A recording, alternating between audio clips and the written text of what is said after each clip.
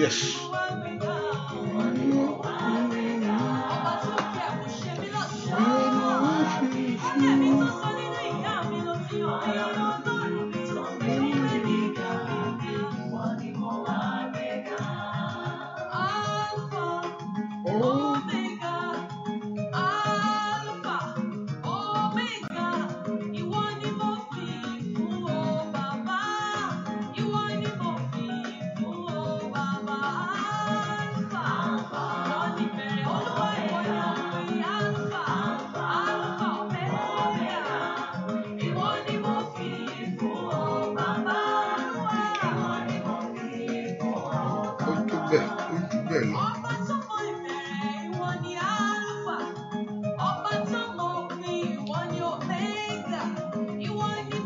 Hallelujah.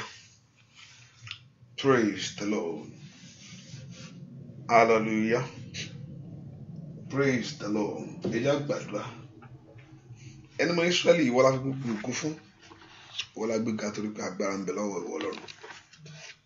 Àyàn ológo fún orí ọ̀fẹ́ ìwà láàyè àti àánú látàrí ìgbà níwájú ìwọ Ọlọ́run. Ọpẹ́ fún ìpamọ́ ìwọ Jésù. Ọpẹ́ fún ìrìn àjò láti oṣù kìíní tí dé ìparí yìí. Ọpẹ́ fún wa agbára ńlá èyí tó fi bá wa lò láti January títí di àkókò yìí. Ẹni mọ Ísírẹ́lì lórúkọ Jésù Olúwa gbọpẹ́. Ẹni mọ Ísírẹ́lì Olúwa gbà yìí. Ìwọ ló ní gbogbo ògo yìí àti gbogbo ọlá. Ìwọ ló tó bẹ́ẹ̀. Ìwọ la fi gbogbo ọlá yìí fún. Ìwọ la fi gbogbo ìyìn fún tí ìwọ Ọlọ́run ṣe inú ayé wa. Olúwa gbọpẹ́. Amórí ọ bàbá. Amórí àánú ìwọ Ọlọ́run.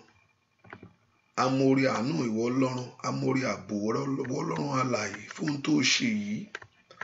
Ẹni mọ Ísírẹ́lì Olúwa gbọpẹ́. Olúwa gbà yìí. Olúwa gba ọpẹ́. Kábíyèsí gbọpẹ́. Kábíyèsí Olúwa gbà yìí. Olúwa tún tọ̀ wá láàárọ̀ yìí. Ẹni mọ Ísírẹ́lì ó yá bá wa pàdé. Járí ọ bàbá. Olúwa bá wa pàdé. Járí ọ bàbá. Nínú agbára rẹ ni, nínú ògo rẹ la fẹ́ ṣe rí ọ. Olúwa bá wa pàdé. Járí ọ bàbá. Sóhun tí ìwọ Ọlọ́run lè ṣe. A ó sì gbé ọ̀gá. Gbogbo èèyàn àtọ́lára a sì fi fún ìwọ Jésù. Láì lórúkọ Jésù Kristi. Olúwa àtolùgbàlà wa. Àmín. Wọ́n láàárọ̀ yìí ni mo fẹ́ ká fi gbogbo ògo fún sẹ́. Dúpẹ́ lọ́wọ́ Jésù fún orí ọ̀fẹ́ tó fún ọ. Orí ọ̀fẹ́ ìwà láàyè rẹ̀ sẹ́. Ọwọ́ àná agbára tó fi pa ọmọ tọmọtọmọ. Ọba tí òjò rí. Ọba tí òjò ń gbé ọsẹ. Dúpẹ́ lọ́wọ́ Ọlọ́run yìí. Ọba tó jẹ́ agbára fún ọ. ọba tó jẹ́ bí ìsádi fún ọ òun náà mo fẹ́ kó fi gbogbo ògo yìí fún ìrìn àjò tó ti ń bọ́ ọrìn àtàánú tó rí gbà níwájú rẹ̀ sẹ́ ọlọ́run mi ò mọ̀ ṣeun dúpẹ́ lọ́wọ́ ọlọ́run yìí kábíyèsí mo yàn ọ́ fọwọ́ agbára rẹ mo yàn ọ́ fọwọ́ ògo ìwọ ọlọ́run lórí ayé mi ọlọ́run gbé Jésù yìí ga sẹ́ dúpẹ́ ní ọkọ̀ gbé Jésù yìí ga kó fọpẹ́ fún torí pé ó tó bẹ́ẹ̀ ó jù bẹ́ẹ̀ lọ dúpẹ́ lọ́wọ́ Jésù gbé Jésù ga gbé Jésù ga gbé Jésù ga gbé Jésù ga gbé Jésù ga gbé Jésù ga ìwọ ọkàn mi gbé Jésù ga dúpẹ́ lọ́wọ́ ọlọ́run gbé Jésù ga gbé Jésù ga gbé Jésù ga gbé Jésù ga gbé Jésù ga gbé Jésù ga ìwọ ọkàn mi gbé Jésù ga dúpẹ́ lọ́wọ́ ọlọ́run yìí gbé Jésù ga gbé Jésù ga gbé Jésù ga gbé Jésù ga gbé Jésù ga gbé Jésù ìwọ ọkàn mi gbé dúpẹ́ gbé Jésù gbé Jésù gbé Jésù ga gbé Jésù gbé Jésù ga gbé Jésù ga ìwọ ọkàn mi óyá gbé Jésù gbé Jésù gbé Jésù ga gbé Jésù ga gbé Jésù ga gbé Jésù ìwọ ọkàn mi gbé óyá gbé Jésù ga gbé Jésù ga gbé Jésù ga gbé Jésù gbé Jésù ga gbé Jésù ga ìwọ ọkàn mi gbé Jésù ga dúpẹ́ lọ́wọ́ ọlọ́run ẹni ọba tó mú orí bẹ̀rẹ̀ oṣù yìí wọ́n pé tí àánú bá lè mú ọ rí gbà pé àánú rẹ̀ náà ni ó mú ọ parí rẹ̀ tí àánú ọlọ́run bá mú ọ rí ìbẹ̀rẹ̀ oṣù yìí wọ́n pé àánú tó mú ọ rí náà ni àánú náà ló mú ọ jáde sọpọ́tì ó yẹn dà pé is a certain thing for your life that you will come out of this month. Not only come out of it, you are coming out with your blessing, you are coming out with your glory, and you are coming out with your joy. That all what 2,000 has for you. When the children of Israel is leaving the land of Egypt, the Lord told them all what they have worked for. Go and ask them. They are working without pay. Wọ́n ṣiṣẹ́ láì rówó gbà. Ṣùgbọ́n nígbà tó fẹ́ jáde, Olúwa níbi kan lọ béèrè lọ́wọ́ ohun púpọ̀. Àìròtẹ́lẹ̀ là ń kó ogun kan tán ní before they know what Egypt ti ó ti ṣòfò tán torí gbogbo ohun tán ti ṣiṣẹ́ fún tí wọ́n sanwó rẹ̀ ní Egypt san ọjọ́ kan gbogbo orí ayé wa pátápátá èyí tí ọ̀tá ti mú sọ́wọ́ nínú oṣù yìí Ọlọ́run yóò dá padà fún ọ ẹ ṣáà yìn Jésù yẹn ṣẹ́ o ẹ dúpẹ́. Olúwa mi o orúkọ rẹ ti mi ìlú óyá Olúwa mi orúkọ rẹ sá Olúwa mi o bàbá orúkọ rẹ.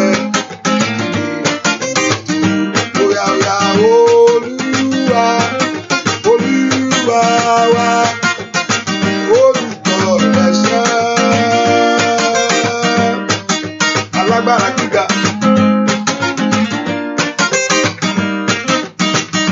onífẹ́ jùlọ Ọlọ́run mi ṣẹ́ abániṣe bàbá. Ọlọ́run tó lágbára lórí ohun gbogbo. Óyá o, Olúwa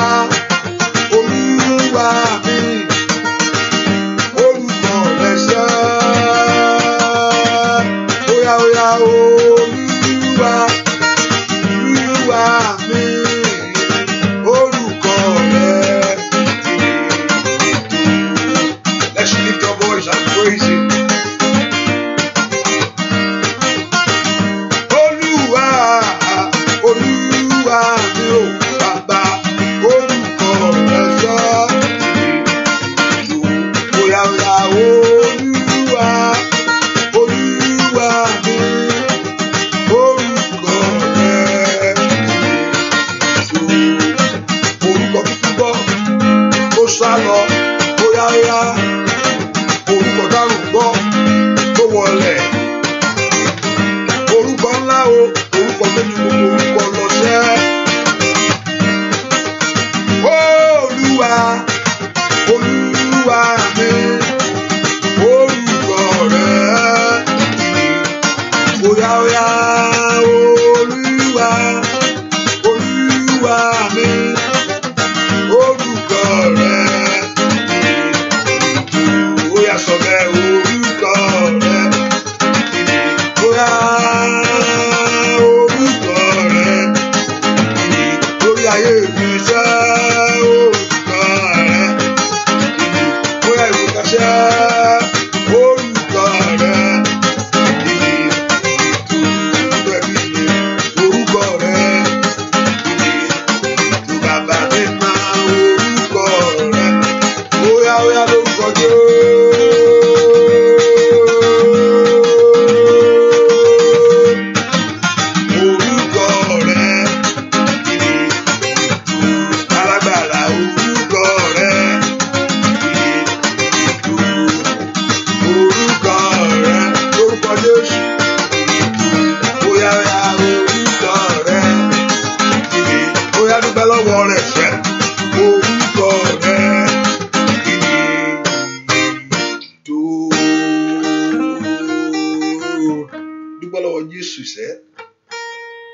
Yóò bá ṣe bí orúkọ rẹ̀ bí orúkọ Olúwa ilé ìsádi agbára ni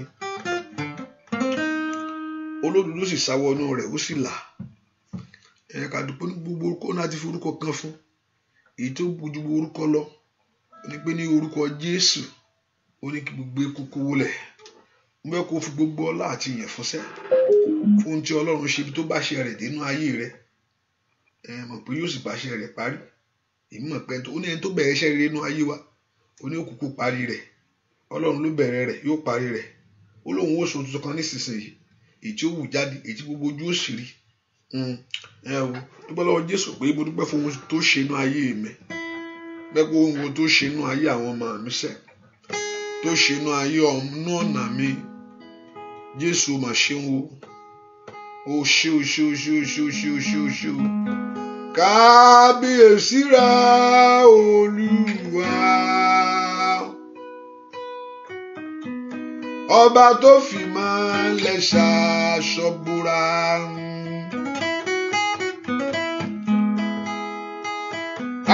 kábíyèsí rẹ Olúwa mi ọba tó fi ìmọ́lẹ̀ ṣaṣọ bora kí ló fi ìmọ́lẹ̀ ṣe ó fi ìmọ́lẹ̀ ṣaṣọ óyá óyá óyá óyá óyá óyá óyá ó fi ìmọ́lẹ̀ ṣaṣọ bàbá mi náà kábíyèsí rẹ Olúwa mi ọba tó fi ìmọ́lẹ̀ ṣaṣọ bora dúpẹ́ dúpẹ́ dúpẹ́ dúpẹ́ dúpẹ́ dúpẹ́ dúpẹ́ dúpẹ́ ọba tó ṣàánú ayé rẹ onítọ́jú mi lèmi fọpẹ́ fún onítọ́jú mi lèmi fọpẹ́ fún òun máa jẹun lójú ẹkún rárá òun máa jẹun rẹ kẹ ò ṣe ò jàre láyọ̀láyọ̀ lèmi àti lèmi wà o onítọ́jú mi èmi fọpẹ́ fún óyá óyá o onítọ́jú mi èmi fọpẹ́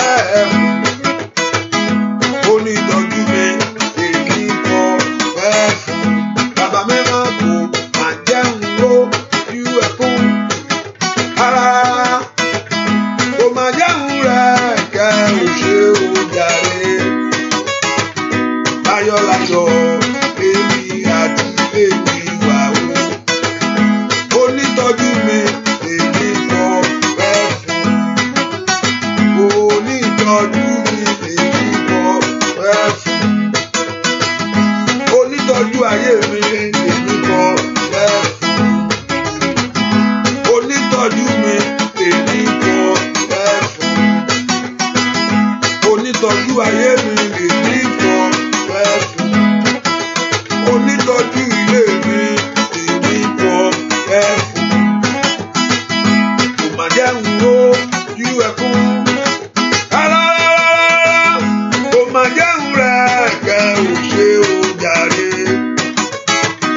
Láyọ̀láyọ̀ èmi àti ilé mi wà o. Onítọ́jú mi èmi kọ́ bẹ́ẹ̀ fún. Óyá óyá onítọ́jú mi èmi kọ́ bẹ́ẹ̀ fún. Onítọ́jú ayé mi èmi kọ́ ẹ̀pẹ̀ fún sẹ́ẹ̀. Onítọ́jú mi èmi kọ́ óyá fọpẹ́ fún sẹ́ẹ̀. Onítọ́jú mi kọ́ bẹ́ẹ̀ fún gbogbo ìfún. Onítọ́jú ayé mi. Onítọ́jú mi èmi kọ́ óyá dúpẹ́ lọ́wọ́ Ọlọ́run alààyè. Onítọ́jú mi èmi kọ́ óyá mo fọpẹ́ fún. Onítọ́jú èmi kọ́ bẹ́ẹ̀ fún. Onítọ́jú mi èmi kọ́ bẹ́ẹ̀ fún. Onítọ́jú ayé wa là á fọpẹ́ fún. Kò má jẹ́ àròjú ẹkún rárá. Kò má jẹ́ àrẹ̀ kẹ́ ò ṣe ò jàre. Láyọ̀láyọ̀ èmi àti ilé mi wà o. Onítọ́jú mi lèmi kọ́ bẹ́ẹ̀ fún. Ó tó bẹ́ẹ̀ ó jù bẹ́ẹ̀ lọ. Tó bá fọ Ọlọ́run yìn gbogbo, wá fi gbogbo èní yìn. Ó tó bẹ́ẹ̀ ó sì jù bẹ́ẹ̀ lọ. Ìdí rèé, ọba tí ò jẹ́ kí nǹkan tí ò mọ̀ bá nǹkan tó mọ̀ jẹ́. Ọ̀pọ̀lọpọ̀ ń gbàdúrà pé Ọlọ́run àṣeyọrí mò ń wá. Ọlọ́run ọkọ mò ń wá. Ọlọ́run ọmọ mo fẹ́ bí. Oṣù rẹ́nu sọ́ọ̀nì. Ìgbà tí nǹkan tí èèyàn bá tí òòrùn bá wọ inú ayé èèyàn. Nípa báwo lọmọ tó ń sọ yìí. Ẹ fẹ́ ṣá. Ẹ jọ tó lọ ẹ fọ mọ́lẹ̀ náà. Ẹ fọkọ́lẹ̀ o. Ẹ fi gbogbo ẹ fi àwọn yẹn lẹ̀. Skul tó ń sọ no skul kọ́ ẹ ṣe pa skul tì. Ohun tí òòrùn ba nǹkan tó rò jẹ́ ọba tí ò jẹ́. Ó sì ń gbọ́ Ọlọ́run gbọ́ fún ni pé Ọlọ́run ṣàánú mi. Ọba tí ò jẹ́ kí nǹkan mi wọlé tọ̀ ọ́. Ó náà ń fẹ́ kó dúpẹ́ lọ́wọ́ Jésù yìí. Ó fi gbogbo ènìyàn mọ̀ tó bẹ́ẹ̀ ju bẹ́ẹ̀ lọ. Ọba tí ò jẹ́ kí ìrètí rẹ bọ́ omi. Ọ̀pọ̀lọpọ̀ Sátánì gba ìrètí mọ́ wọn lọ́wọ́. Ìrètí ayé wọn bọ́ omi ó sọnù pàápàá. Ọba tí ò jẹ́ tí ó sọnù. Ó sì ń rò náà ni, ó sì ń rò pé ó fẹ́ ni. Ọba tí ò jẹ́ kí ìrètí bọ́ omi. Ẹni tí ẹgbẹ́ ìfìyẹn lẹ̀ náà jẹ́ kán yanjú jẹ́ kán yanjú ilé tó ń ṣe mí náà. Jẹ́ yanjú ilé tó ń ṣe mí. Jẹ́ yanjú ilé tó ń ṣe mí. Ó yá kó orí tiẹ̀ gbàṣẹ́. Ọlọ́run mo dúpẹ́ fún ohun tó ṣe. Lord, I give thanks to you. Mo yìn ọ́ ni. Mo yìn ọ́ tó bẹ́ẹ̀ ó ju bẹ́ẹ̀ lọ. Dúpẹ́ fún àánú rẹ lórí ayé mi. Ọba tí ò jẹ́ kíkú wọlé tọ̀ mí wá. Aláàbò ayé mi sẹ́. Jésù ṣe o. Dúpẹ́ lọ́wọ́ Ọlọ́run yìí. Fi kó gbogbo ọkàn rẹ gbéga. Gbogbo èèyàn fún. Dúpẹ́ mo yìn ọ́. Ẹ̀mọ́ mo yìn ọ́. Ọlọ́run mi mo yìn ọ́. Ọlọ́run mi mo yìn ọ́. Alágbára ayé mi mo yìn ọ́. Wọ́n tó pọ̀ nígbà tá agbára mo yìn ọ́. Wọ́n tó ní gbogbo agbára lọ́wọ́ mo yìn ọ́.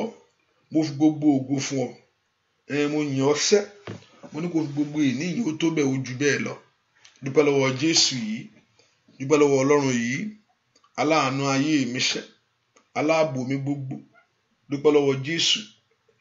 Ọba tó ń ṣe irun lórí rẹ̀, tó ń ṣe inú ayé ọmọ rẹ̀, tó ń ṣe lórí iṣẹ́ rẹ̀. Ó tó bẹ́ẹ̀ ó ju bẹ́ẹ̀ lọ. Mo yìn ọ́ bàbá o fún ìrìn àjò oṣù kìíní. Ó tún bá mi dé 12. Ọ̀tá ti fẹ́ kó parí ẹ̀ lábọ̀. Ọlọ́run ni ó gbà. Ọ̀tá ní pé ìbẹ̀rẹ̀ àti January ọ̀tá ti fẹ́ fọ́ orí rẹ mọ́lẹ̀. Ọlọ́run ni ó gbà fún wọn. Dúpẹ́ lọ́wọ́ Ọlọ́run ọba tí ó gbà fún wọn. Kò yẹ kó báyà pé ìwà wa náà da bẹ́ẹ̀ yẹn náà o. Pé àpẹẹrẹ tó da náà ni Olúwa ẹ wo nǹkan tá a tún ṣe fún Ọlọ́run, ẹ wò wá táwọn wù wájú rẹ̀, ṣùgbọ́n síbẹ̀síbẹ̀ àánú rẹ̀ pọ̀. Dúpẹ́ tó wo ìwà rẹ̀, wo ìṣe rẹ̀, èyí kó yá gbà ìwà mi náà dáa tó bẹ́ẹ̀ náà lọ́lọ́run fẹ́. Àánú rẹ̀ dúró, àánú rẹ̀ dúró láéláé, àánú rẹ̀ dúró, àánú rẹ̀ dúró láéláé, ayérayé ẹlẹ́rù nìyẹn o, àánú rẹ̀ dúró, àánú rẹ̀ dúró.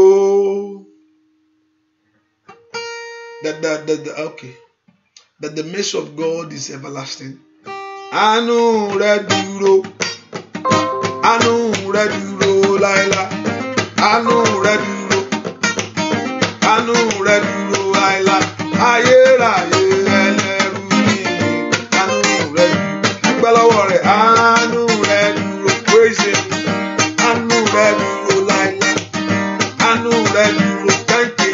Àánú rẹ̀ dúró láéláé, ayérayé ẹlẹ́rù nìyẹn, àánú rẹ̀ dúró. Lift your voice and thank him.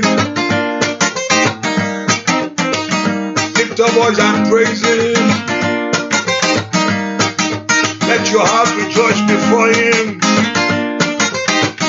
for God's faithfulness, for God's mercy, for God's word in your life.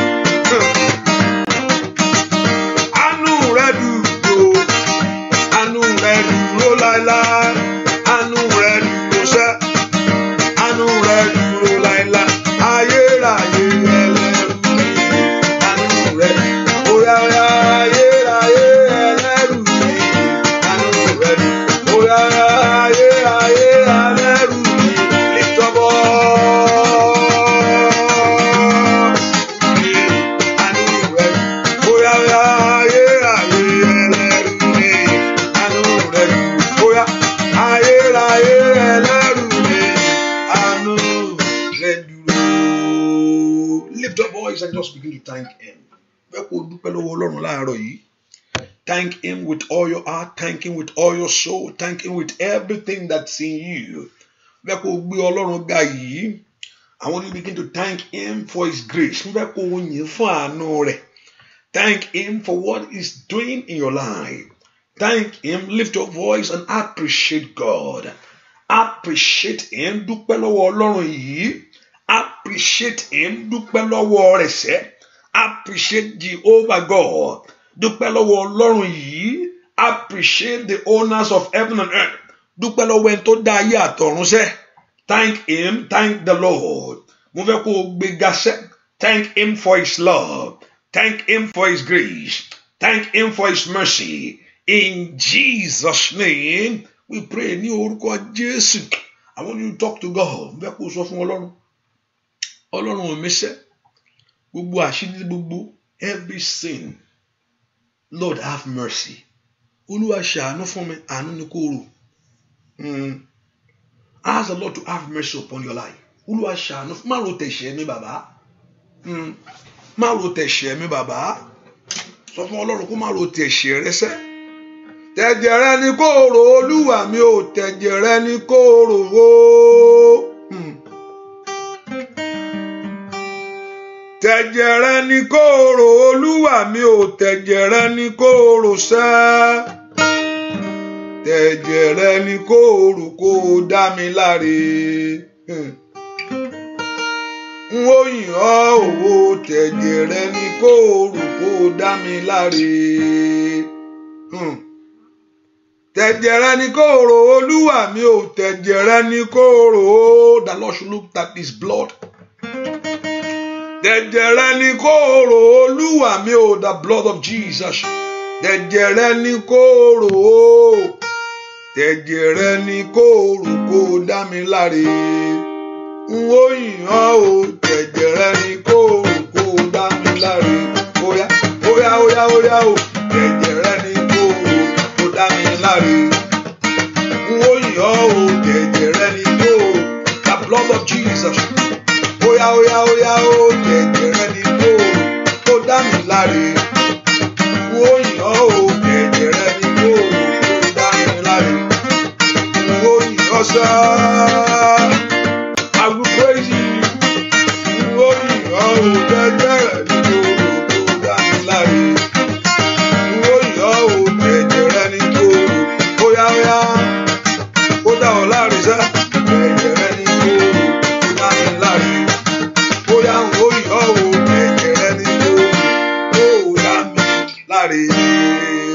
The Lord should consider his blood. The Lord should look into his blood because of your life. Olúwa ro ti ẹ̀jẹ̀ rẹ ni. Ti ẹ̀jẹ̀ rẹ ni kó rò. Ẹ̀jẹ̀ rẹ ni kó rò. Dárí àṣírí gbogbo jì. Forgive every sin. Dárí àṣírí gbogbo jì.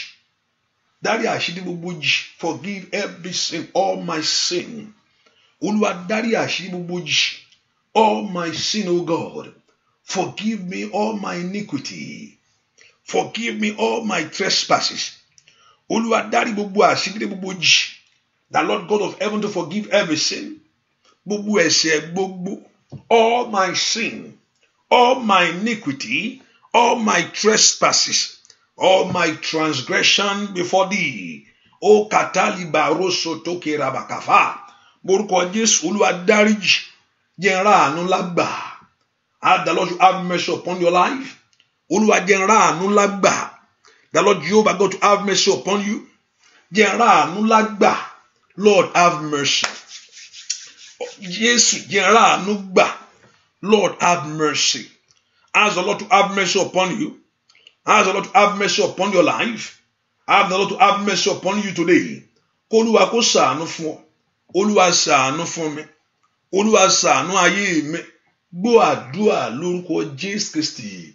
Olúwa wá. I want you to call upon the name of the Lord. Fẹ́ kó orúkọ Olúwa. Olúwa mo dé o. Olúwa mo dé o. Olúwa mo dé o. Olúwa mo dé o. God, I'm here. Olúwa dá sí ọ̀rọ̀ ayé mi ni. You know what you need is God instant intervention. You need God divine intervention in your life. And tí Ọlọ́run bá dá sí ọ̀rọ̀ rẹ̀, ìyanu ṣẹlẹ̀. When God intervene in your life, ìyanu ṣẹlẹ̀. There's going to be a miracle. Ìyanu yóò ṣẹlẹ̀. Ìyanu yóò ṣẹlẹ̀. And tí Ọlọ́run bá dá sí ọ̀rọ̀ rẹ̀, and tí Ọlọ́run wo èyí àti ń wo ayé ràn ní jìyà. When God intervene in your case, miracle will happen. And tí Ọlọ́run wo ayé rẹ̀ ràn ní jìyà. Ṣùgbọ́n ẹni tí Ọlọ́run bá gbèjà rẹ̀ jà, ìyà tán ní ayé rẹ̀. Ọlọ́run wò Dáfídì ràn. The Lord intervened in the life of David and gave the release a victory upon his life. Ẹ porúkọ Jésù mi tó wà sẹ́. Ọlọ́run dá sí ọ̀rọ̀ mi ni. Mo dúpẹ́ fún ìrìn àjò ní ìparí oṣù. Thank you God for the journey to the 12th month. Ṣùgbọ́n mo fẹ́ kó bá ń dá sí. I want you God to intervene. Mo fẹ́ kó dá sí ọ̀rọ̀ mi sẹ́. God will intervene. Olúwa dá sí ọ̀rọ̀ ayé mi. Ask the Lord to intervene. Orúkọ Jésù dáadáa. The Lord God of heaven to intervene in your life. Olúwa dá sí ọ̀rọ̀ mi láàárọ̀ yìí. Màtó kàkà ọjọ́ ń lọ bàbá. Ask the Lord to intervene. Orúkọ Jésù. My Father and my God. Intervene in my case. Orúkọ Jésù ìrádá mi tó wà. Olúwa dá sí ọ̀rọ̀ mi. Orúkọ Jésù. Ẹni tó pọ̀ ní pàtàgbà. Ó yá dá sí ọ̀rọ̀ ayé mi. Màyé ketele boko paraba. Màdó pero sekelebo. Orúkọ Jésù yẹn sẹ́. Olúwa dá sí ọ̀rọ̀ ayé mi ni. Ask Jehovah God to intervene concerning your life, concerning your children. Ask God of heaven, Father, I need your divine intervention. Mo fẹ́ kó bá ń dá sí, kójú má bá tì mí. Ruta kafalotaya. Ask the Lord to intervene concerning your life. Matokele bokupa, lozodi kapali kale, rusekele baka filkotaliabo, madoko pa rostatiara, rutekele kataliabo, mado pe rostekelebo. Ask the Lord to intervene. In Jesus' name, we pray. Ask the Lord to God to empower your life. Olúwa gbé agbára wọ ayé mi lónìí. The Lord to empower your life. Olúwa gbé agbára wọ ayé mi lónìí. Ayé mi gba agbára tí ń ṣàṣeyọrí. Ayé mi gbà á. Olúwa gbé agbára ńlá rẹ̀ wọ̀ mí. That God should empower you this morning. Olúwa gbé agbára ńlá rẹ̀ wọ ayé mi. anda la baboka falo takarpato kapero stataria orúkọ Jésù dáadáa kí ayé rẹ kó gba agbára tí ń ṣàṣeyọrí agbára tí ń ṣeré láyé agbára tí ń múyàn jáde ní òpó ẹrú that will bring you out of slavery, out of disappointment. Olúwa gbé agbára láwọ̀ mi agbára that Lord should empower your life agbára ọ̀run sẹ́ lè pa rotoko pero sakataria orúkọ Jésù dáadáa mi tó wà sẹ́ the Lord God of heaven to intervene, the Lord God of heaven to step in. Ó porúkọ Jésù yẹn bí tó wà. Olúwa gbé agbára ńlá rẹ wọ̀ mí. Agbára ọ̀run kó wọnú ayé mi wá. Agbára tí ń gbárí ayé ẹni fúnni. Dàdáńdà labakoko abako sakraba. Agbára ńlá, the power of God that will give you your own in life.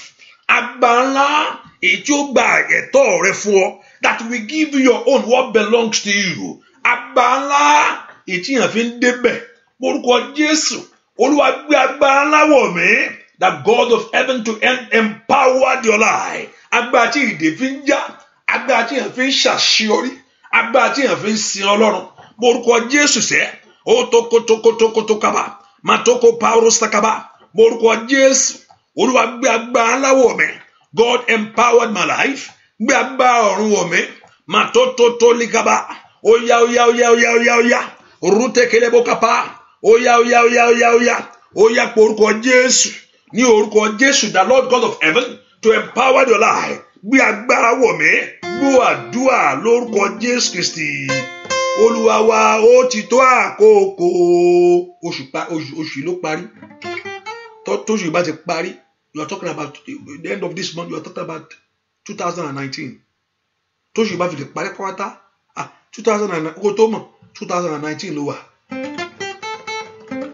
So ó dá kó jàgàgbára kó gba ohun tó tọ́ sí ọ ní oṣù yìí ni. Tọ́lọ́run bá ní òun ó ṣe ó dá kó mú pé ó sọ pé ó ṣe ni. Òun ló sọ fún ẹ pé òun á ṣe. God is the one that told us that he will do it. Ṣèbí òun ló sọ pé òun ó ṣe ohun tuntun kan èyí tí ó wù jáde nísinsìnyí. Ó gbà mí pẹ̀lú ọ̀rọ̀ rẹ̀ ni kì í ṣe ké. Ó ti tó àkókò. Ó ti tó àkókò. Ó ti tó àkókò. Ọ̀rọ̀ mi yóò dayọ̀. Óyá. Ó ti tó àkókò. Ọlọ́run. Ó ti tó àkókò. Ó ti tó àkókò. Ọ̀rọ̀ mi yóò dayọ̀. Óyá. Ó ti tó àkókò.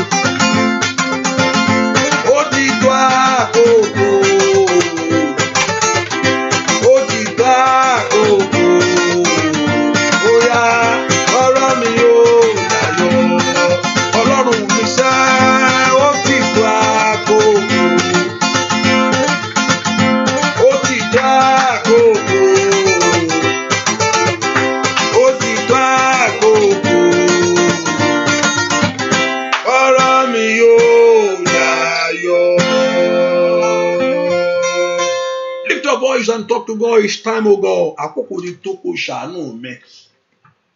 Lord, it's time, oh God, to visit my life. Àkókò ti tó kó bá ń gbẹ́rù tí mo gbé kiri. Kó gbé kú. Lord, it's time, oh God, when it's going to be. This is the last month of 2018. After this, you are talking about 2019 now. It's another journey. Tell the Lord, Daddy, it's time. Àkókò ó ti tó fún ayé mi lónìí. Kó gbé ẹrù ayé mi. It's time, oh God.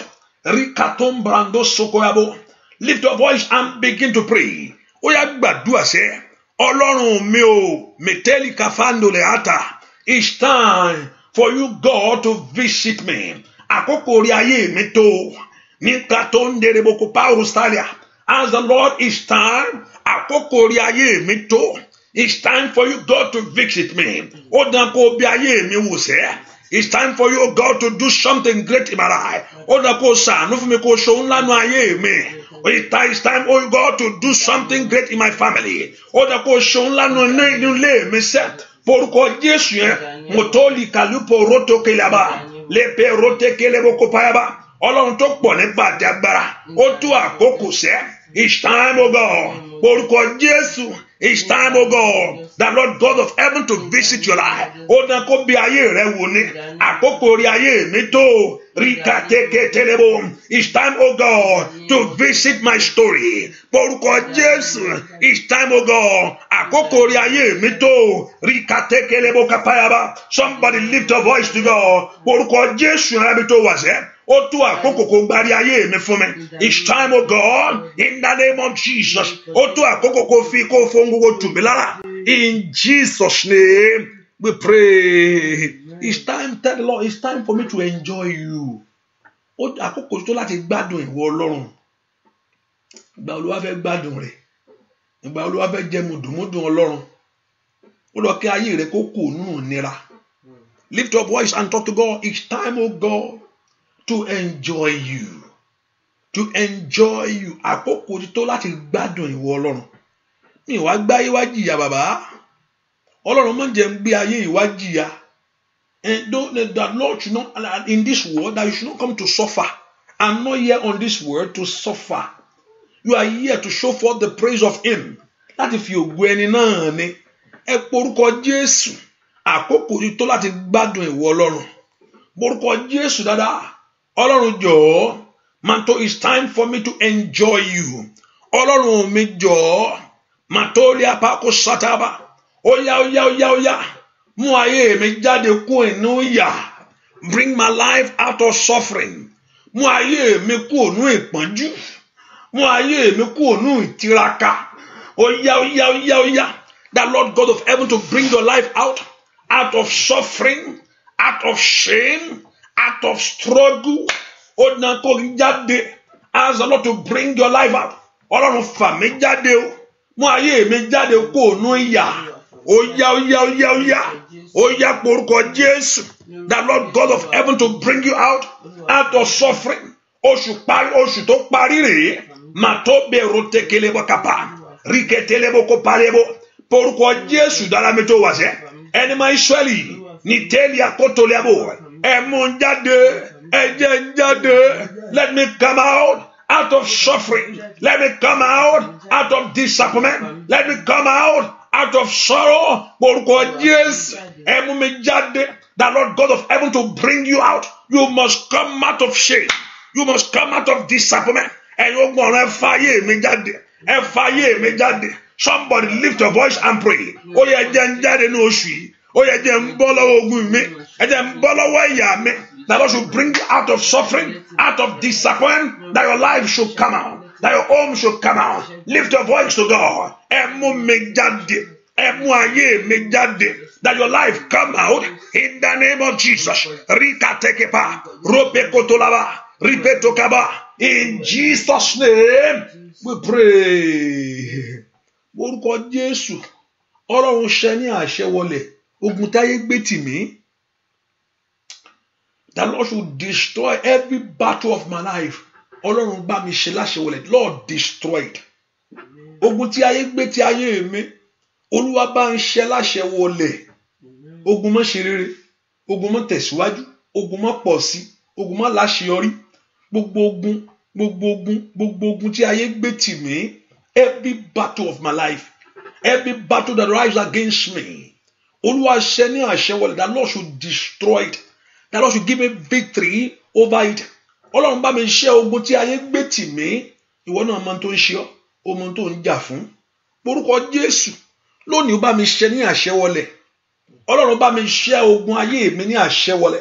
That Lord God of heaven give me victory over my battle. Olúwa fẹ́ jẹ́ kí n ṣẹ́gun ayé mi ní àṣẹ wọlé. I want you to lift your voice and call upon the Lord.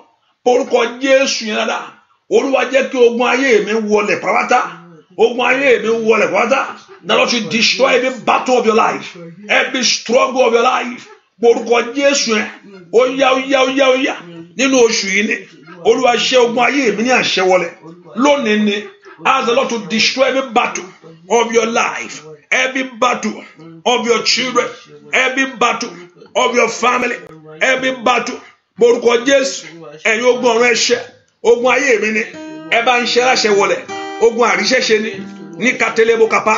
Ask the Lord to ṣẹ́, Olúwa ṣẹ́, that battle not to move forward, the battle not to get there in life, that battle not to do good things.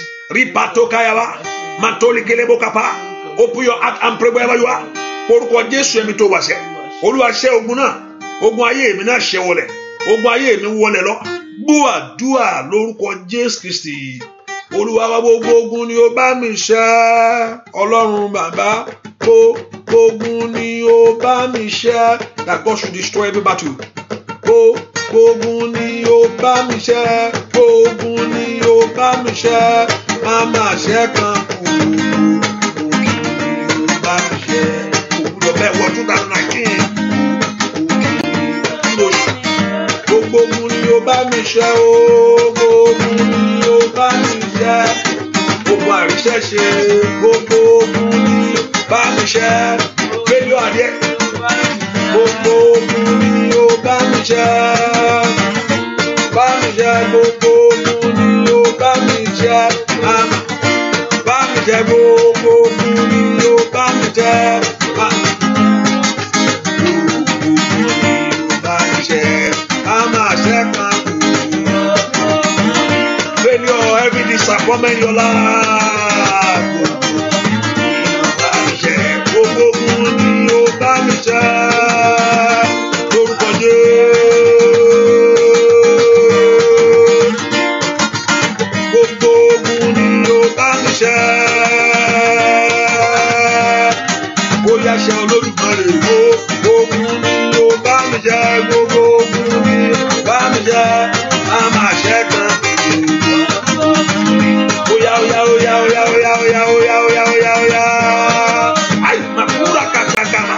Oya, Olódùmarè ńlá.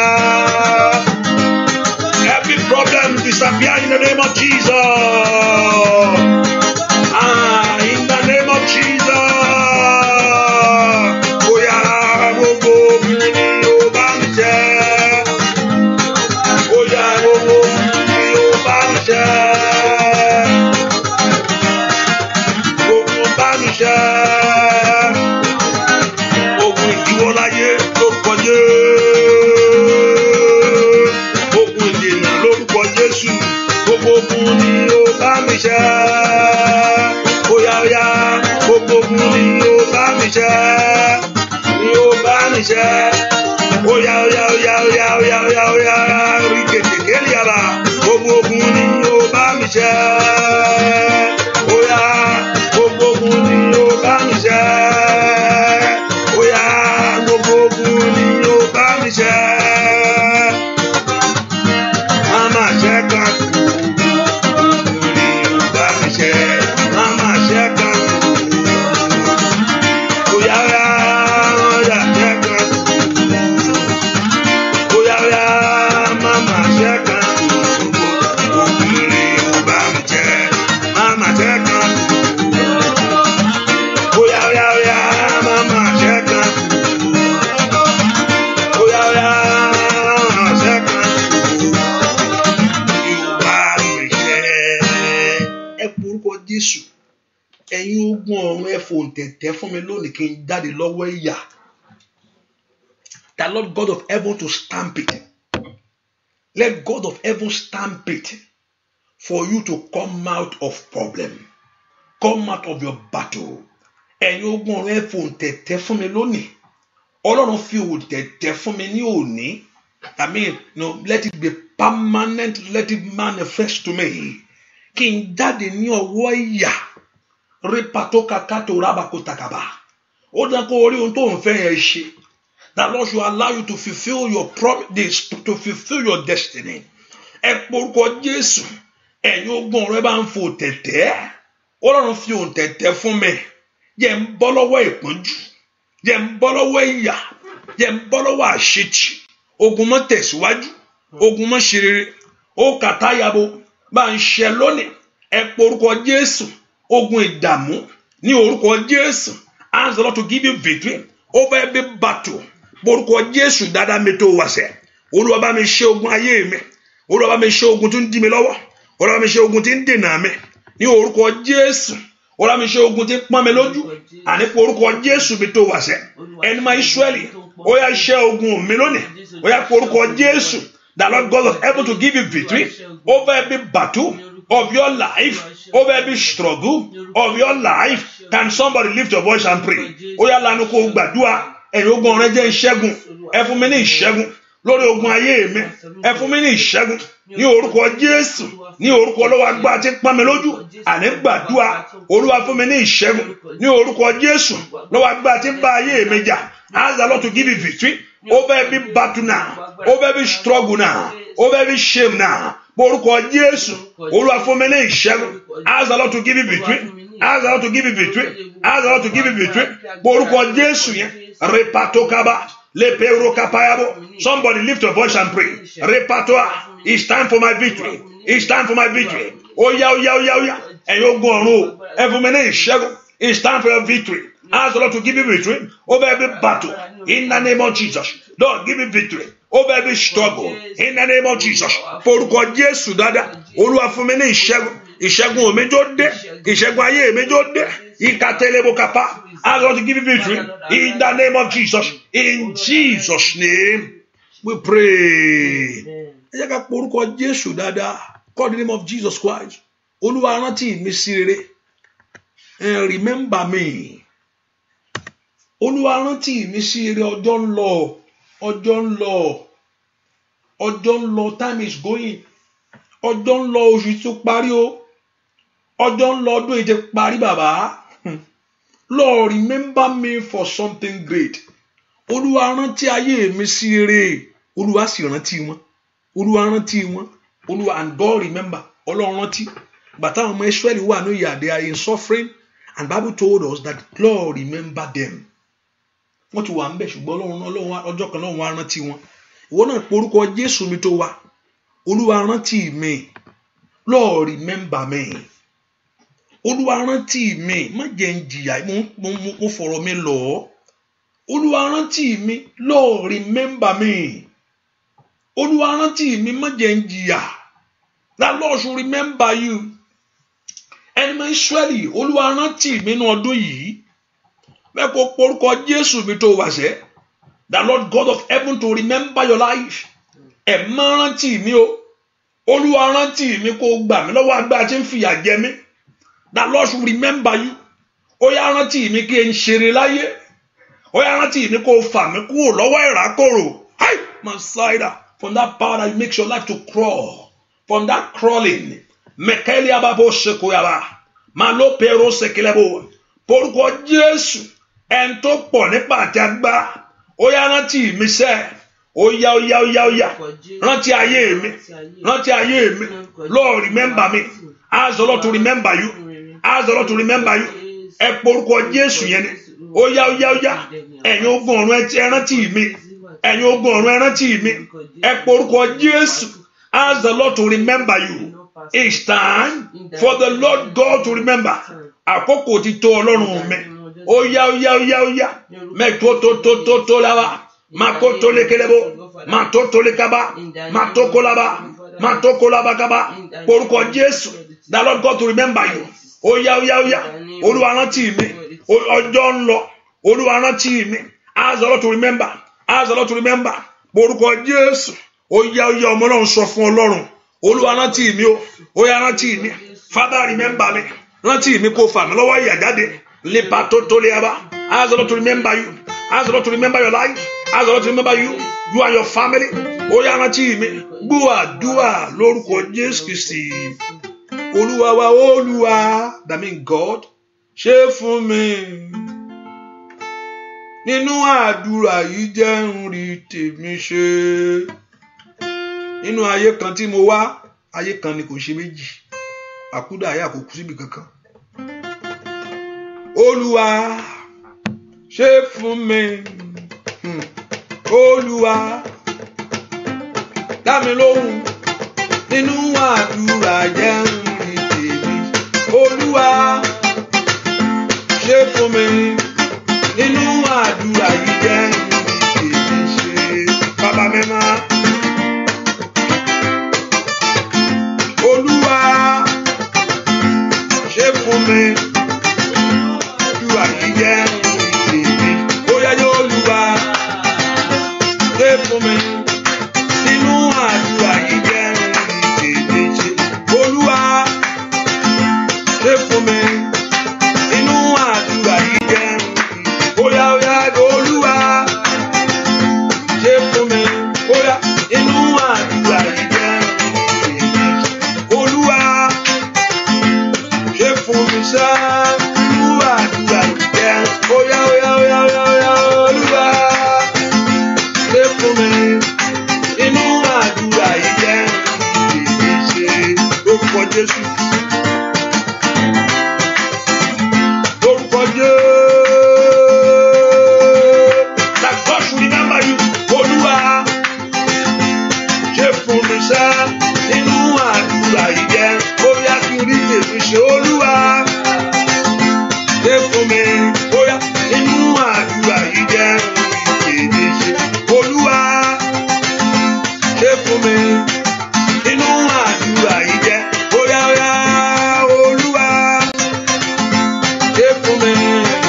Nínú àdúrà yìí jẹ́. That God should perfect His word.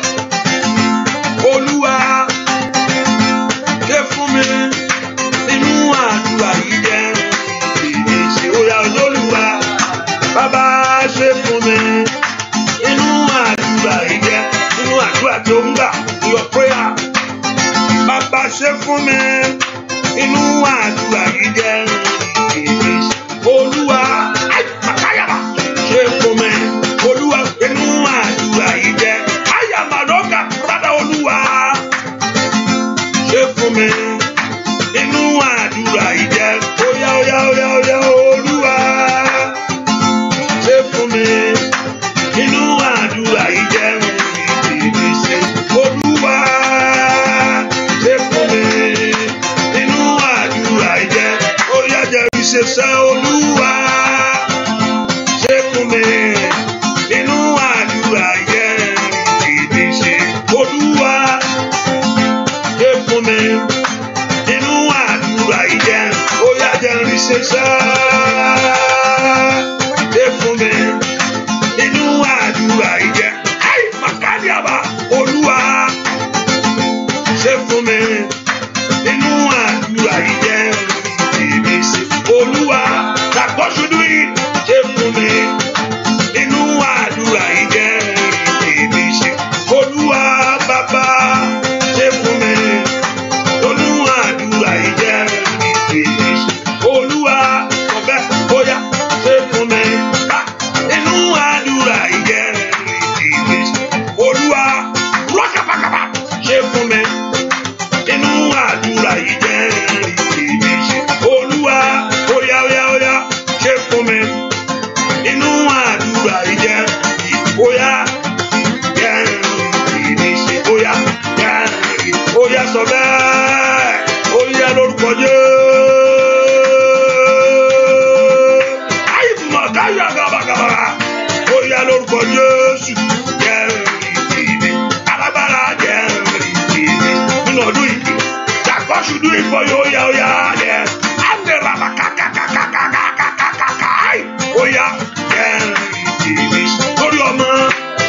ọkọ, nínú ilé, nínú iṣẹ́, óyá óyá lórílẹ̀-èdè yìí. That God should do it. Ìdìmíṣe óyá jẹ́ ìdìmíṣe. Sọ fún Ọlọ́run, óyá sọ fún Olódùmarè tó dá ọ jẹ́ ìdìmíṣe. Bàbá náà jẹ́ ọjọ́ ń lọ Olódùmarè, óyá ọjọ́ ń lọ Olódùmarè. Time is ongoing, óyá óyá jẹ́ ìdìmíṣe. Jẹ́ sọ bẹ́ẹ̀ jẹ́ ìdìmíṣe. Nínú ọdún yìí jẹ́ nínú oṣù yìí, óyá jẹ́ ọ̀nà kó là jẹ́ ìdìmíṣe. Ìyanu ńlá kó ṣẹlẹ̀, bàbá mímọ́ jẹ́ óyá óyá óyá óyá óyá óyá óyá óyá óyá óyá óyá jẹ́ ìdìmíṣe. Jẹ́ ìdìmíṣe. Do you know why you need to pray? Because you are not doing anything else. What you are doing is, you only pray. I don't know about you. I'm what I know. I'm with sincere of heart. I'm saying this. I don't know anything else. I've never been. I don't know anything else. Nothing, nada. And I know many of you too. You don't know anything else than that, and you pray and go to church and come back. I don't know anything else. I don't see anything else. Even I believe it cannot work for me. Hallelujah. So in that is what you know. It's supposed to work for you. Ohun tó mọ̀ yẹ kó ṣiṣẹ́ fún ọ. Ohun tí mo ń sọ ni kó múra sí.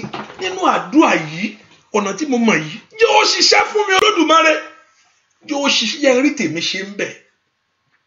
In that what you are doing every day, if you have anything, you go to church. Even some people, sometimes we just, you are just there. Nǹkan tó gba doctor tó yẹ kó lọ sọ́dọ̀ doctor sí. No, mi lọ sọ́dọ̀ doctor jẹ́ kí n gbàdúrà sí. Because that's what you know. So sometimes you're supposed to go to the hospital, which I encourage sometimes if you need to go. I believe that. But they say, oh, no, I'm not going. And that's what you know. Kó wá tún máa rí tí ẹ ṣe ń bẹ̀.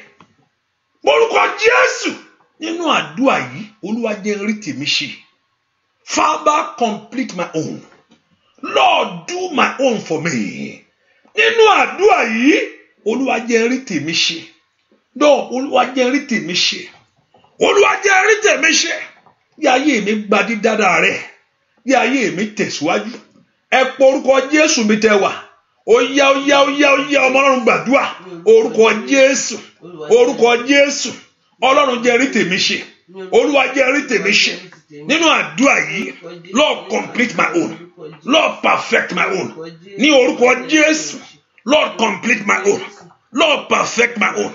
Lord, complete my own. Nínú àdúrà yìí, Father, perfect everything. Complete it, oh God. Somebody open your heart to God. Somebody lift your voice to Him. In this prayer, oh God. Nínú àdúrà yìí, jẹ́ rí tèmi mú bẹ́ẹ̀. Ẹ pọ orúkọ Jésù lórí ọmọ, lórí aya, lórí iṣẹ́.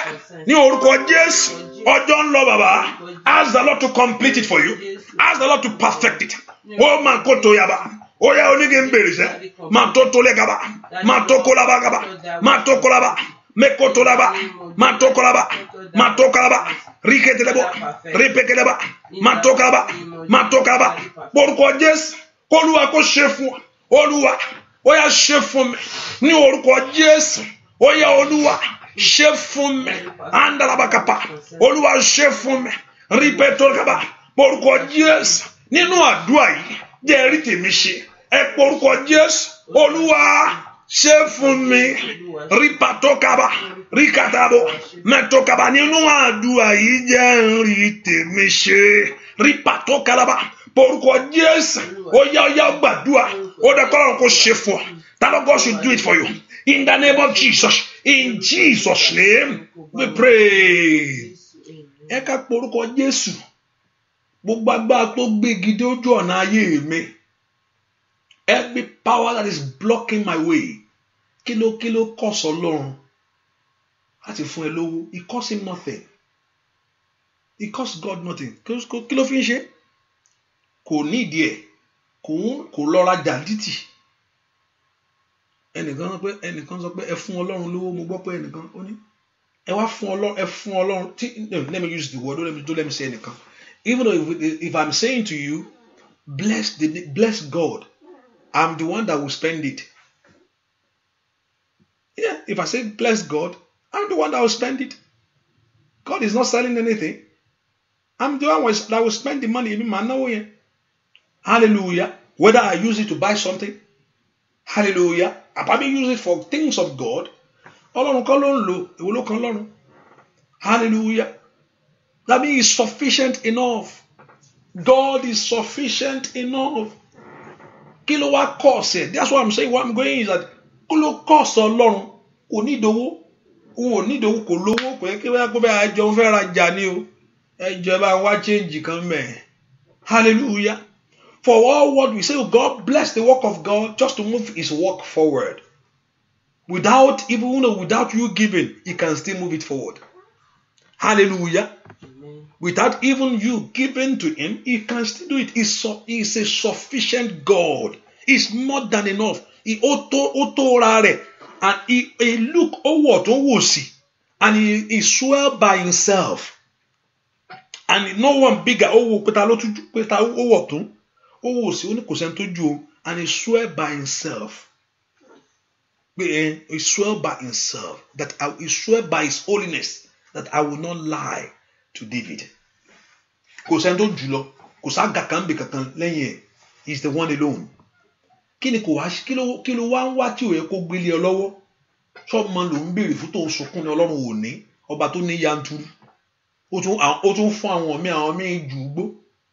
Hallelujah.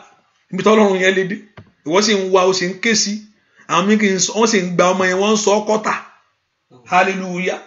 Wọ́n jùgbó owó tí wọ́n ń sunkún fún àwọn míì wọ́n wọlé ọtí lọ wọ́n mọ tí wọ́n na sálárì ẹlòmíì lẹ́lòmíì ò nà lọ́jọ́ kan one salary ẹlòmíì ò wọ ibì kan lọ yóò ẹnìkan lánàá mọ̀ ń wò ó gbé aago jáde ó ní I bought this rich watch 18 million mo lanu 18 million aago ọwọ́ ni wọ́n gbé sí ó yà bùkún lu ẹnìkan ó gbé aago ọwọ́.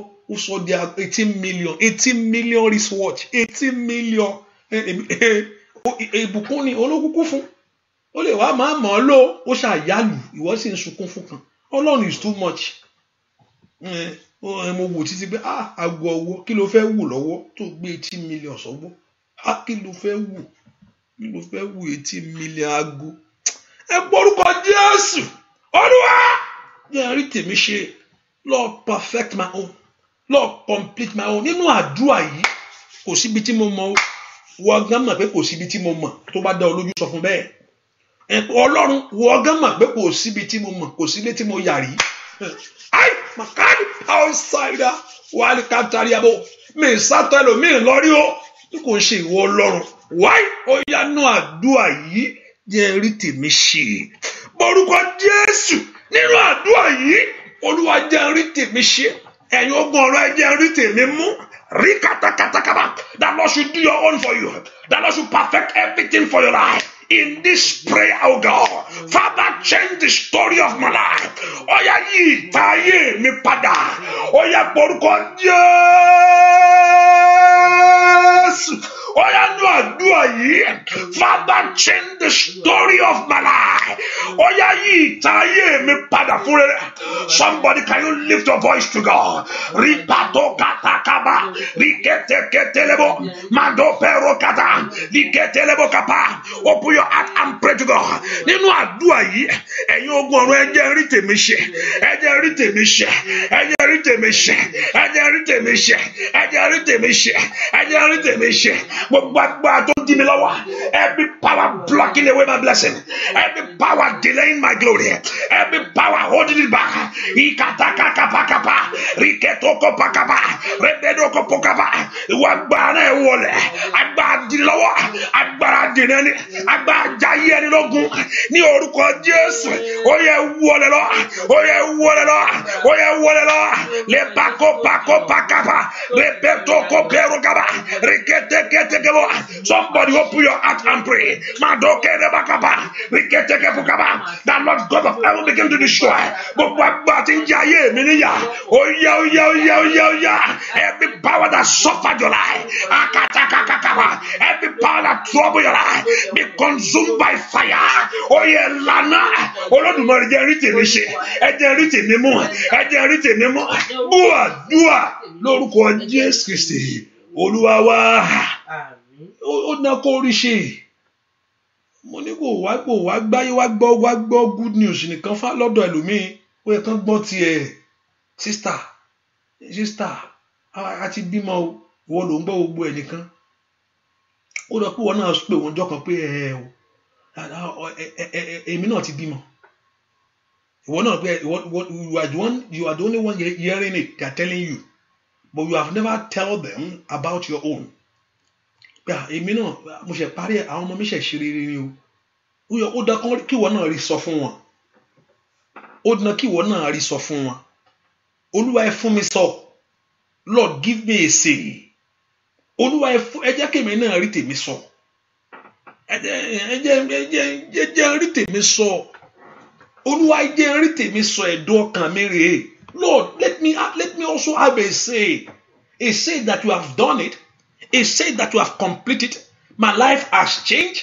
Things is moving forward for me. I'm going well. Everything is being blessed. Lift your voice, Father. Give me a say. Ẹ fún mi lẹ́nu ọ̀rọ̀. Ẹ jẹ́ rí tèmi sọ, ẹ má jẹ́ ń gbáyé wá jìyà. Ẹ má jẹ́ ayé wá gbé bẹ́ẹ̀, ṣáà máa pàṣẹ ẹ lọ. Ẹ ṣáà máa pàṣẹ, ó dá pín kú lọ́wọ́ pàṣẹ ẹ. Olúwa fà mí jáde lọ́wọ́ pàṣẹ ẹ. Mi ò pàṣẹ ẹ mọ́.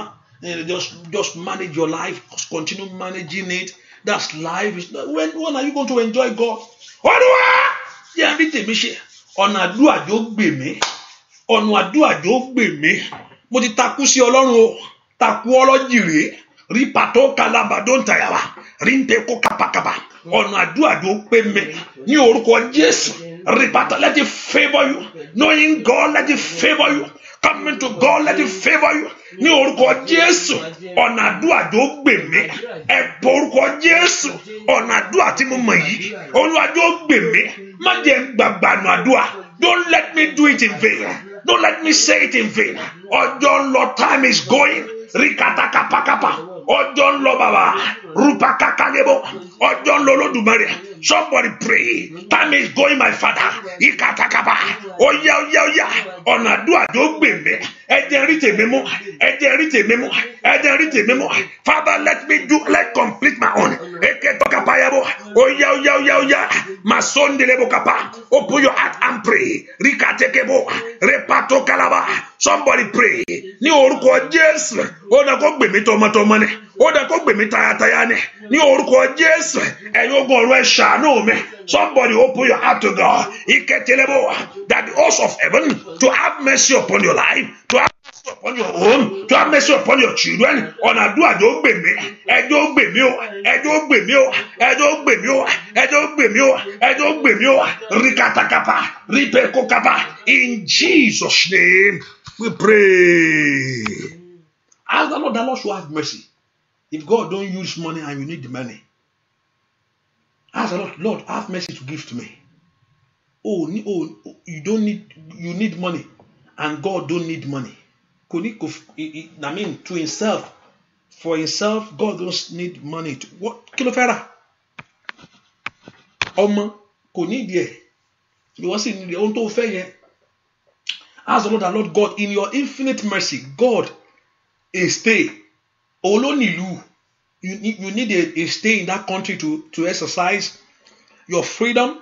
God is the one that owns the land. Olúwa ló ní ayé àti ẹ̀kún rẹ̀ àti àwọn ayé àti àwọn tó tẹ̀dó sínú rẹ̀. He owns everything. He owns it. Everything belongs to him. I want you to lift your voice and talk to God.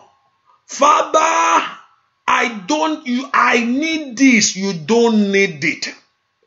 In your infinite mercy, release it to me. Olúwa, release it to me. You mention that thing that you don't need, that God don't need. You don't need it. Father, you have this. You don't need it, but I need it. Oh, but oh my, you know all my needs. Oh my name, mi oṣù ìfẹ́ oṣù ọ̀tún rèé. ẹ jẹ́ mú àṣejá, ẹ jẹ́ kí n mú àṣeyọrí jáde nínú rẹ̀. Oh, this is the first day in the month of December. Orúkọ Jésù, ẹ̀yin ogun ọ̀run ẹ jẹ́ kí n mú àṣeyọrí jáde. Let me come out of this month with blessing. Remember, when you are coming out in this month with blessing, remember you are stepping in 2019 with blessing, not with shame, not with struggle, not with shame, not with disappointment. In this month, let me come out of this month with my blessing. Olúwa ẹ jẹ́ kí n jẹ́ mú mi jáde nínú oṣù yìí pẹ̀lú àṣeyọrí. Lord God of heaven, I present myself, I present my case to you. Ẹ mú mi jáde nínú oṣù yìí pẹ̀lú àṣeyọrí. Can somebody lift a voice and begin to pray? Ripako bako pako kaba, rikete ketori kaba. Oye, ẹ mú mi jáde nínú oṣù yìí o. Ẹ mú mi ṣe nínú oṣù yìí. Let me prosper in this month. Father, perfect it in this month. Father, do it for me in this month. Orúkọ Jésù mi tó wà sẹ́. Kí Ọlọ́run kó ṣe fún ọ ní oṣù yìí. Kí Ọlọ́run kó fi ìgbà tuntun yíyá. Oya. Orúkọ Jésù. Ọ̀la kí ayé rẹ kó mú ayọ̀. Kó kó ònú ìyà. Gbọ́ àdúrà lórúkọ Jésù Kristi. Olúwa fi ìgbà yá mi Olódùmarè. Ayé mi dùn bí oyin. Ayé mi dùn bí oyin. Oya o. Ayé mi dùn bí oyin. Ìgbà yá mi Olódùmarè. Ayé mi dùn bí oyin. Ó dùn joyin lọ. Ayé mi dùn bí oyin. Oya. Ayé mi dùn bí oyin. Ọlọ́run fi gbà yẹ mí. Ayé mi dùn bí oyin. Ó dùn joyin lọ. Ayé mi dùn bí oyin. Olódùmarè ńlá. Ayé mi dùn bí oyin. Ó dùn joyin lọ. Ayé mi dùn bí oyin. Gbígbà yẹ mí Olódùmarè. Ayé mi dùn bí oyin. Ó dùn joyin lọ. Ayé mi dùn. Bóyá lórúkọ Jésù.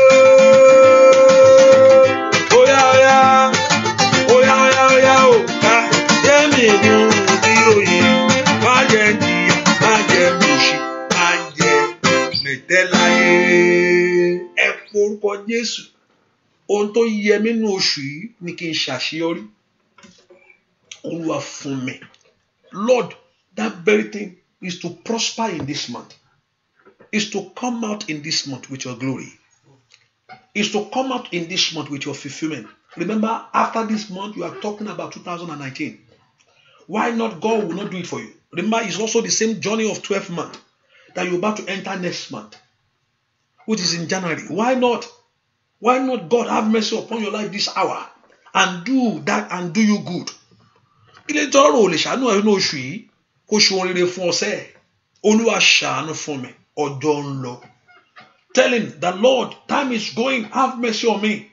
Jẹ́ n bá àṣeyọrí jáde ní oṣù yìí. Lord, let me come out in this. Ohun táyé rò pé kò lè ṣeé ṣe o. Bàbá tí bá mi ṣe. Ask the Lord to do it. Ask the Lord to complete it. Ask the Lord to perfect it. Ask the Lord to make it happen. Ask the Lord to prosper your life. Ask the Lord to visit your story. Ask the Lord to do it in this month for you. Somebody lift your voice and pray to God. Olúwa ṣe fún mi ní oṣù yìí. Ní orúkọ Jésù. Gbárí ayé mi fún mi. Gbárí ayé mi fún mi. Gbárí ayé mi fún mi. Gbárí ayé mi fún mi. Ṣìyanu ayé mi. Oya. Orúkọ Jésù. Fún mi ní àṣeyọrí mi. Orúkọ Jésù. Lànà àbáyọ fún mi. Lànà àbáyọ fún mi. Lànà àbáyọ fún mi. Lànà àbáyọ fún mi. Lànà àbáyọ fún mi. Lànà àbáyọ fún mi. Lànà àbáyọ fún mi. Lànà àbáyọ fún mi. Lànà àbáyọ fún mi. Ask the Lord to do it for you. Ask the Lord to do it for you. Ask the Lord to do it for you. Ask the Lord to do it for you. Ask the Lord to do it for you. In Jesus' name we pray. Ìgbà míì ohun tó dùn yànjú ni pé kó má lè ṣe ohun tó yẹ kó o fẹ́ ṣe. Hallelujah. The most painful thing is in life that you're not able to do what you want to do. You can't able to do what you want to do. You have something in you that you want to do, but you are not unable to do it. It's a painful thing in life. It's a painful situation of life that when you have something to do, you can't able to do it.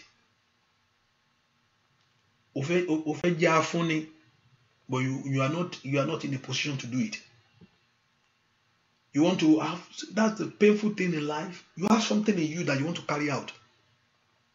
You want to do something. You want your life to. You see how your life is. You design your life, but you are powerless to it. That's the painful thing in life.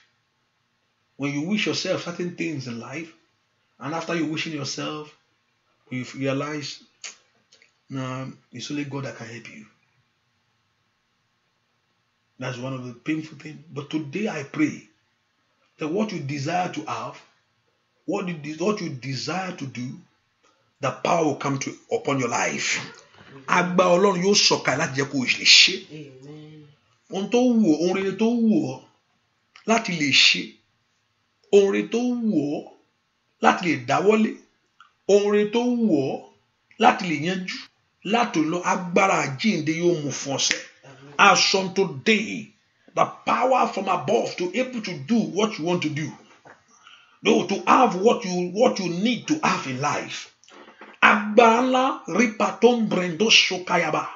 The power from above to able to do what you want to do. To able to have what you want to have. Today, let the power rest upon you. Ki agbana ko bali olówólówó. Gbogbo tó ń di ọ lọ́wọ́, ó yẹ pé orúkọ Jésù, ẹ̀yin ogun ọ̀run, mo fẹ́ ṣe léyìí. Ó yá, give me power to do it.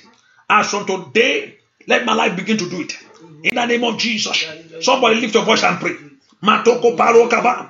Orúkọ Jésù dáadáa. Kó bẹ̀ sí ṣe ohun tó yẹ kó ṣe. Ohun tó fẹ́ ṣe bẹ̀ sí ṣe. Ní patoko lára. Repato kaba. Ropeketelebo kapa. Ropekoto la kapa.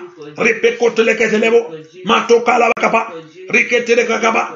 Mekoto le keleba. Rote kelebo kapa. Matoko la kapa. Masoto le kelebo. Open your heart and pray. As on today, let the power rest upon you. As on today, let the power come. As on today, let the power fill you. That as on today, let the power rest upon your life. As on today, ikatelebo kapa. Thank you, my Father. In Jesus' name, we pray. Onjo lo ṣe, Pastor of anything. Olúwa wá ṣe fún mi o. That what God has promised you that He wants to do for you. Onjo lo ṣe. Olúwa wá ṣe fún mi o, Bàbá. Ohun tí yóò múnú mi dùn, Bàbá ṣe fún mi. Ṣé ohun tó lọ ṣe? Olúwa wá ṣe fún mi. Ṣé ohun tó lọ ṣe? Olúwa wá ṣe fún mi. Ohun tí yóò múnú mi dùn, Bàbá ṣe fún mi. Óyá lórí ọmọ rẹ ni. Lórí ọkọ rẹ ni.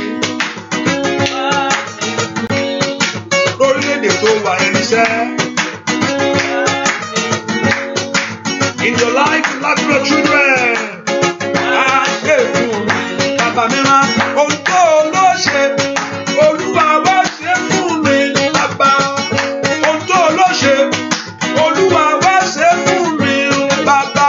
Ohun tí ó múnú mi, ó yá ṣe fún mi, Bàbá. Ohun tí ó múnú mi, ó yá ohun tí ó múnú mi, ó yá ohun tó múnú mi dùn.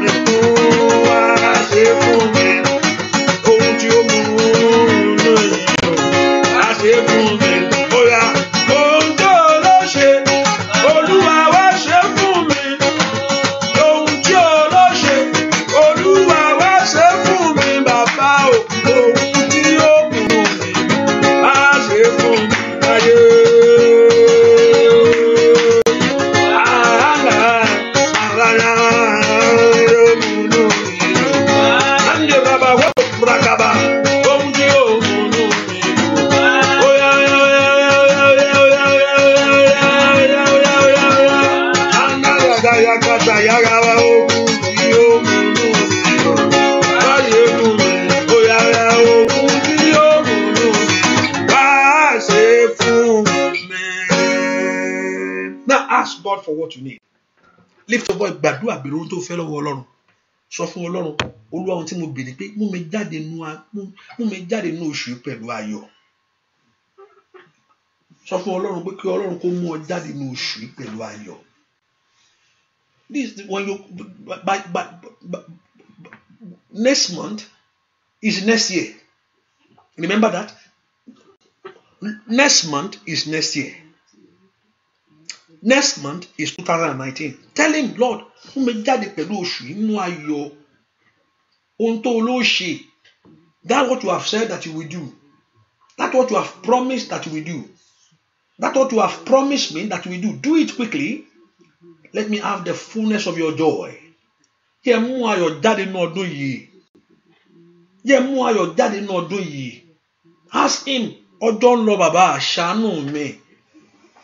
Ìwọ ló ní kí n béèrè, mo béèrè. Ìwọ ló ní kí n kanlẹ̀kùn, mo máa kanlẹ̀kùn.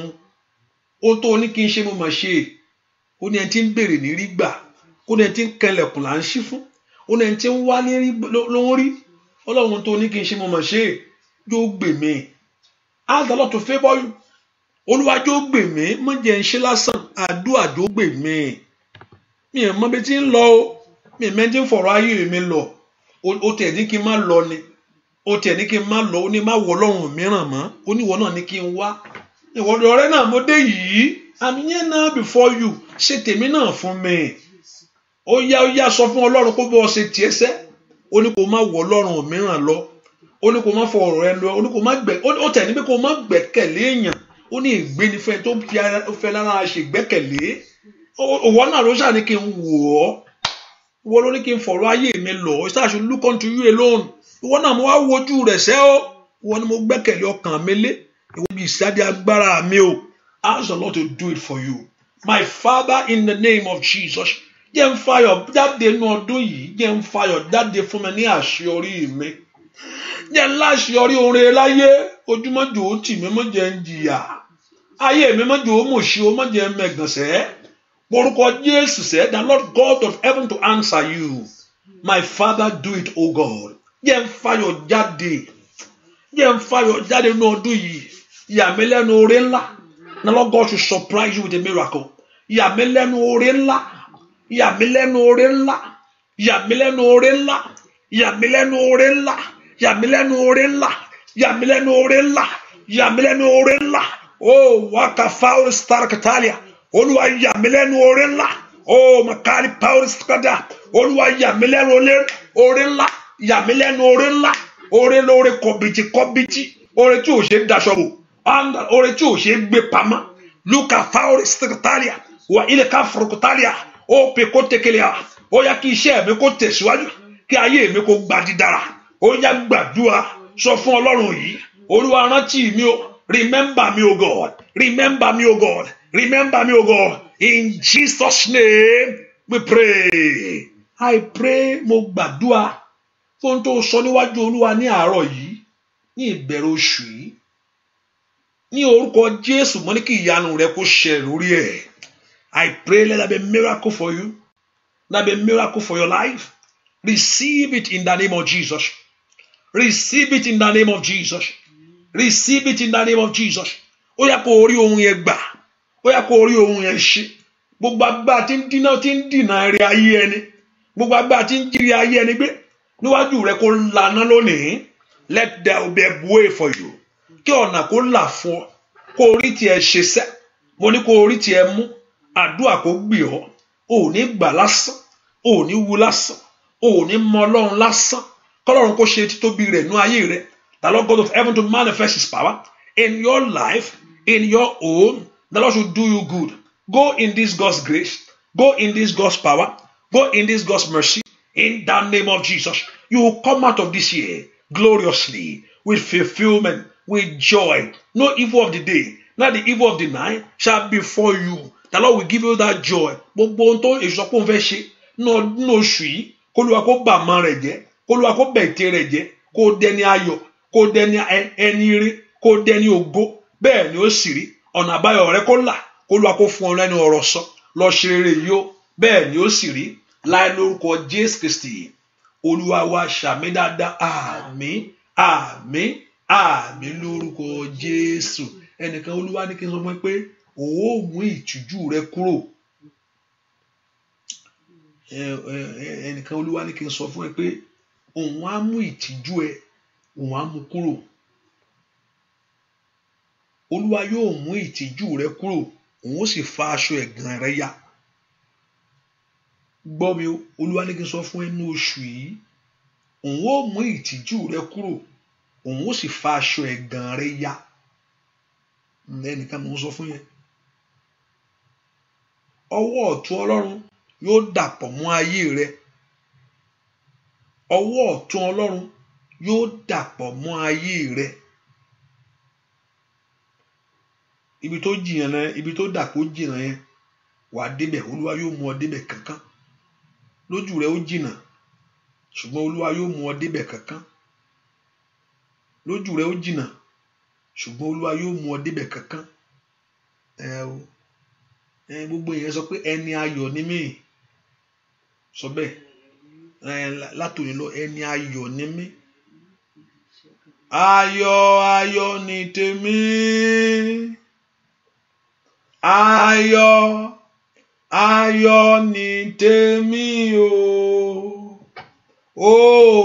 Ayọ̀ ayọ̀ ni tèmi. Ayọ̀ ni tèmi.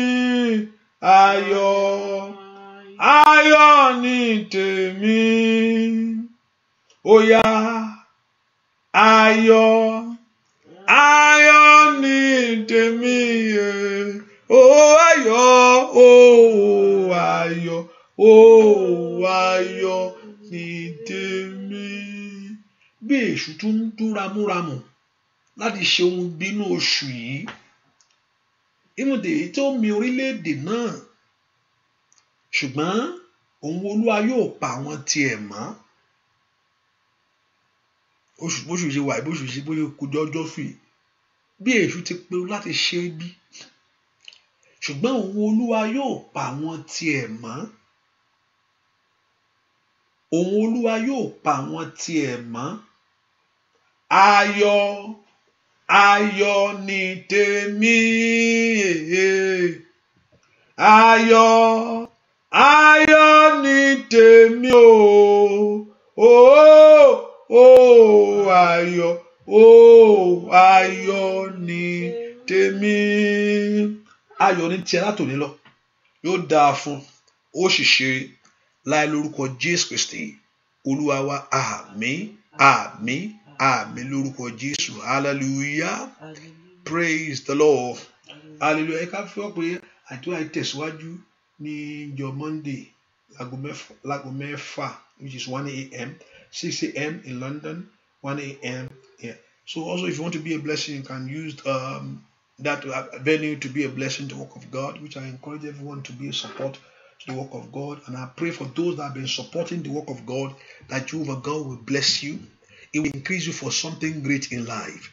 That Lord will increase you for something great in life. Amen. That Lord will increase you for something great in life.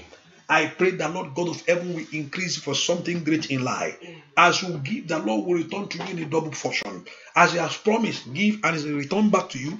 Let God return back to you in a double portion. In the name of Jesus. Kí ayé kó ní bùkún, ẹni ráhùn rere ní ẹnìkan. 18 million wristwatch ló gbé sọ́wọ́. 18 million wristwatch. Lórúkọ Jésù, ẹni ráhùn rere. Mọ tí 18 million lè ṣe. Ẹnìkan kan sọ agbó owó 18 million. Yóò ra lé, yóò ra mọ́tò fún ẹ, yóò ra gbogbo nǹkan fún ẹ. Ọmọ ẹgbẹ́ ò ní jìyà mọ́ tó bá mọ̀ ń lò dáadáa. Ìran rẹ̀ ò ní jìyà mọ́ tó bá mọ̀ ń lò dáadáa. Ọwọ́ kan ẹnìkan gbé sọ́wọ́. Lórúkọ Jésù ò ní jìyà mọ́. Lóka paro zakata ò ní ráhùn rere. Ìyanu rẹ̀ ṣẹlẹ̀. Ògo rẹ̀ dé. Bóyá lọ ṣàṣeyọrí. Ohun tó bá Ọlọ́run sọ lónìí níwájú Olúwa, lórúkọ Jésù mo ní kó di mímọ̀ fún ẹ o. Mo lóhun tó sọ níwájú Olúwa léèní yìí, what you have decreed, what you have declared before the Lord. Lórúkọ Jésù mo ní kó di mímọ̀ fún ẹ. Mo ní ohun tó sọ léèní, ohun tó wí jáde lẹ́nu rẹ níwájú Olúwa. Níwájú Olúwa. Níwájú Olúwa. Mo ní kó di mímọ̀ fún ọ.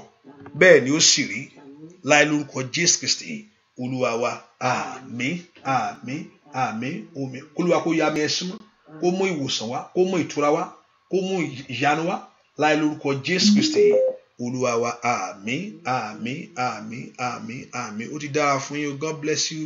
God bless you. Thank you for coming and thank you for sharing. Thank you. God bless you. Thank you for sharing. Thank you for blessing. Hallelujah. God bless you.